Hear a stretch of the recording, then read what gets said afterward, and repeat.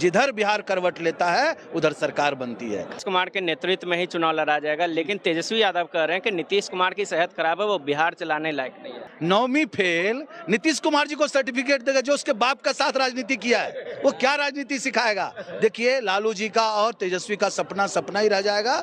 बिहार एक अलग दिशा में बढ़ चुका है, अब उनको सत्ता मिलने वाली है नहीं, जो सीट था वो भी आधी होने वाली है और भारतीय जनता पार्टी भारी बहुमत से नीतीश जी के साथ सरकार बनाने जा रही है। पैनोरमा ग्रुप, जो सोचता है वो करता है।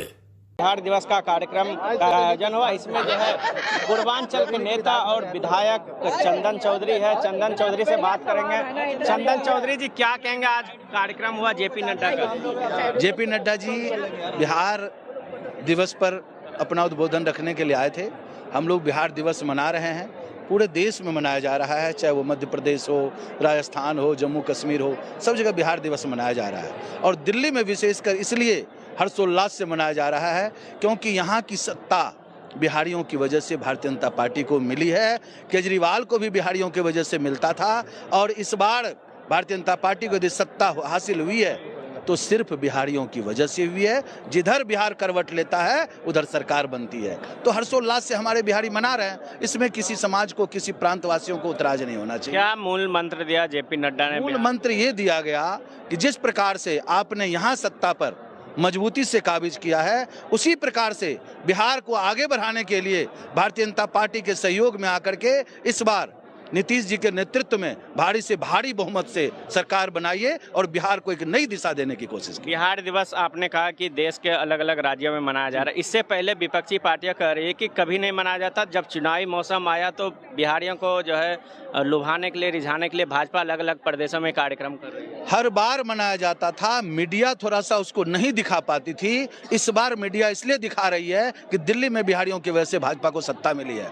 मीडिया जहां दिखाती है वहां दिखता है, मीडिया नहीं दिखाएगी तो कैसे दिखेगा बताइए। लेकिन बिहारी हर जगह अपने स्थापना दिवस को मनाते आया है और मनाते रहेगा। दूसरी तरफ आपने कहा कि नीतीश कुमार के नेतृत्व में ही चुनाव लड़ा जाएगा, लेकिन तेजस्वी यादव कह रहे हैं कि नीतीश कुमार की सेहत खराब है, वो बिहार चलाने लायक नहीं है। तो वो क्या डॉक्टर है क्या? 9वीं फेल नीतीश कुमार का मेडिकल सर्टिफिकेट देगा? आप बताइए ना, 9वीं फेल नीतीश कुमार जी को सर्टिफिकेट देगा जो उसके बाप का साथ राजनीति किया है, वो क्या राजनीति सिखाएगा। देखिए, लालू जी का और तेजस्वी का सपना सपना ही रह जाएगा।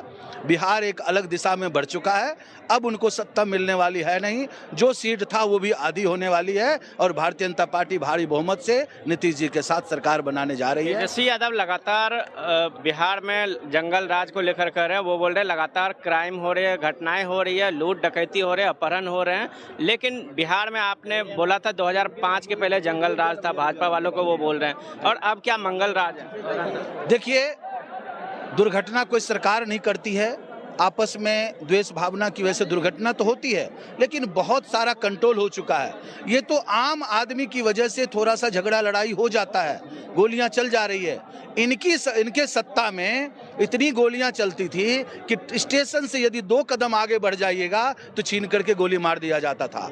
जो हमारे वहाँ व्यापारी थे उनके दुकानों से लूट लिया जाता था। इनके खानदान में कोई शादी होती थी तो उनके शोरूम से सारी गाड़ियां निकाल करके गिफ्ट कर दिया जाता था, बारात जाओ, बारात से आओगे तो रख लेना, नहीं तो दे देना। इस तरह का माहौल था, वो जंगल राज कहलाता था। आज जंगल राज नहीं है, मंगल राज है कि यहाँ से गाड़ी उठाते हैं, सीधा अपने घर पर उतरते हैं, यहाँ फ्लाइट में बैठते हैं और रात में भी 2 बजे रात में घर पहुँचते हैं। यहाँ से बैठते हैं, राजधानी में उतरते हैं तो 3 बजे सुबह भी हम अपने घर सुरक्षित पहुँच जाते हैं। ये मंगल राज है।